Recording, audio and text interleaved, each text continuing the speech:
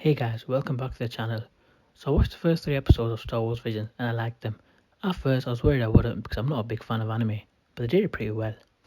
The first episode was about a guy that seemed to be a Jedi that was protecting a town from Empire remnants and assists with the help of a droid and some bounty hunters that looked pretty cool.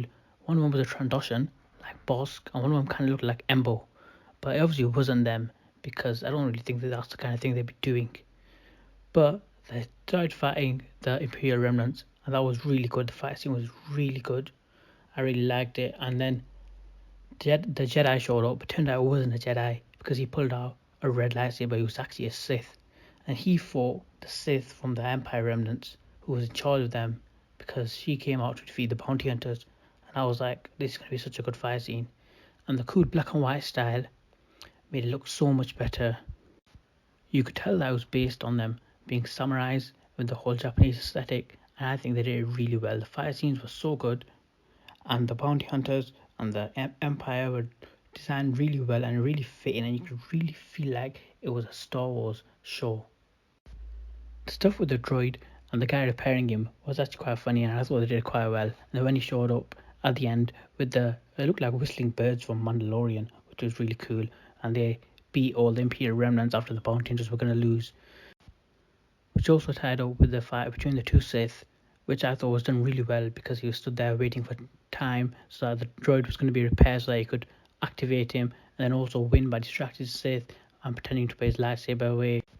The episode was quite good and I didn't even feel that long because I was engaged the whole time and I really enjoyed it. And I really hope that the rest of the episodes were going to be like that because it started off really strong.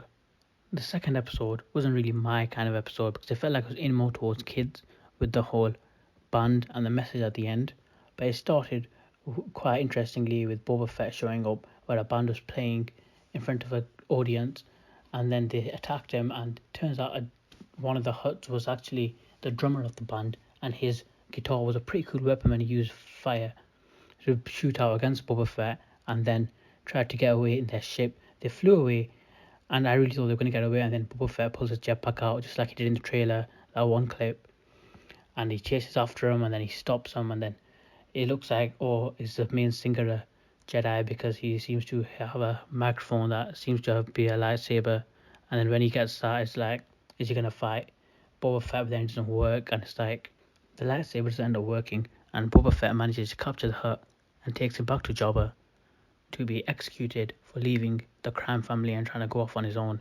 And then we get a cool flashback where you see that Jay, the main singer, may have actually been a Padawan who was found by Guy, the main Hutt from the band, and helped him after Order 66, and that's how they started the band together. The episode ended with them trying to go back and save Guy by agreeing to perform a last performance and then dying with Guy, but they managed to convince Jabba somehow that if he sponsored them, they'd be the biggest band and really attract more people to his shows, which I thought was a bit childish and felt like it was a step down from the first episode because the message was a bit more aimed towards kids as opposed to being cool. But the song was alright and it wasn't too bad, but still a fun episode, very different from the first one, with characters from the actual movies, which were done pretty well, especially because they brought back Tamura Morrison voicing Boba Fett. The third episode was about two twins with some cool armor who were made by Darkside Force users to take over the galaxy. They also had their own droids. One was like an Empire C-3PO, which was pretty cool and he was kind of funny. And the guy had a version of R2-D2, which he called R-Duo, which is pretty cool. And it turns out they were in a Star Destroyer with powered by a Kyber crystal, like their own version of the Death Star, to destroy planets, and they're going to destroy the Republic, which I thought was quite interesting. It was like a twist of instead of Palpatine and Vader, it was evil versions of Luke and Leia, which I didn't really get even when they said it was a twin. There were twins. One was a boy and one was a girl. One had an R2 unit and one had a protocol droid like C-3PO. But then when Luke was running away, or the evil Luke, it's called Corey, he got an X-Wing, and I was like, oh, that's definitely Luke trying to escape with the Kyber crystal. He's a good person, like he was a hero in episode 4. And then Leia, or Alma she goes by, the evil version, she tried to chase him, and then got kind of weird after that because they started fighting in space, but it was animated, so it wasn't that bad. Like, it reminded me of The Last Jedi when Leia was floating in space and like flew around. Then it got even more like Last Jedi when it turned out that she put the kyber crystal in her armor, and basically her armor overloaded, and then through some weird logic, Corey decided that he had to cut through the Star Destroyer in order to destroy the armor and save his twin sister.